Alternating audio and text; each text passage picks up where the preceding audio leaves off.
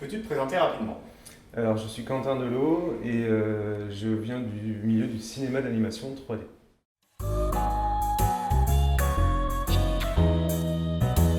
Alors, j'ai fait un bac S, après j'ai fait des études d'économie pour finalement faire ce que j'avais vraiment envie de faire, des études de cinéma d'animation 3D que j'ai réalisé à Montpellier à l'école de l'ESMA. Et aujourd'hui, j'ai monté un studio à Rouen, en Normandie, où on conçoit des jeux de société avec des applications.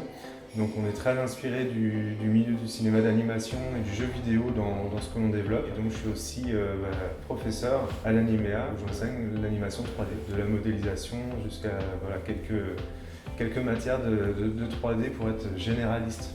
Il faut beaucoup de passion. Qui dit passion dit il y a tellement un gros investissement de temps, c'est très chronophage ce qu'on fait. Donc il faut forcément avoir envie de réaliser des choses, envie de s'exprimer à travers du coup les médiums, que ce soit sur ordinateur, sur papier, sur crayon. Mais voilà, surtout la passion, l'envie de faire des choses et puis de ne pas compter son temps, puis de ne pas avoir peur d'échouer, de recommencer, l'itération, il faut avoir pas mal de patience aussi. Les avantages, c'est je pense qu'on est un peu, genre j'aime pas trop ce terme-là, mais on doit rester des grands enfants en travaillant dans ces métiers-là. Ça faut être tout le temps observateur, il faut constamment se nourrir de tout un tas de choses, de la culture, du cinéma, du jeu vidéo, voilà, d'un petit peu tout ce qui nous entoure. Ça, je trouve que c'est un avantage parce que ça permet d'être constamment éveillé et puis intéressé par tout un tas de choses. Et après, ce qui va être un défaut du métier, c'est le temps. Ça demande beaucoup de temps, beaucoup d'investissement. Donc oui, il faut savoir à quoi s'attendre quand on fait des métiers d'animation comme cela.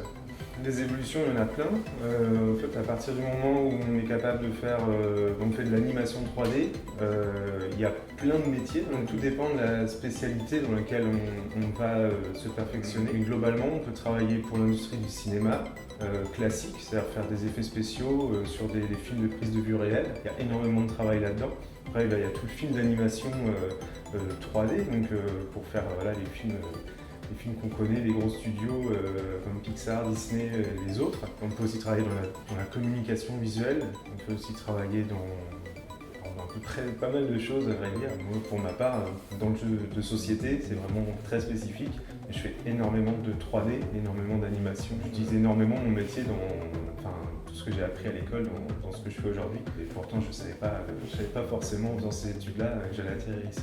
Alors l'animage, j'interviens en tant que professeur de 3D. Donc première année, on aborde essentiellement la modélisation 3D. On apprend à utiliser le logiciel Maya, un logiciel très très utilisé dans les studios. Et ensuite, en deuxième et troisième année, on va apprendre l'animation 3D. Et on apprend aussi à faire du lighting, donc éclairer les scènes et faire des rendus pour mettre en valeur son travail. En gros, je dirais que je leur apprends à être généraliste en 3D, savoir un petit peu tout faire et surtout d'être capable de bien animer, vraiment plus axé sur l'animation 3D. De ne rien lâcher, s'ils ont envie de faire ça, ils vont y arriver. Surtout pas qu'ils se découragent parce que on peut facilement être découragé parce qu'on a énormément de travail à faire. C'est très chronophage. Tous les apprentissages dans ces domaines-là sont chronophages. Donc je dirais que voilà, faut avoir un peu de courage, ne pas douter et puis se donner à fond. Et puis le résultat est toujours au rendez-vous, je pense, quand on se donne à fond.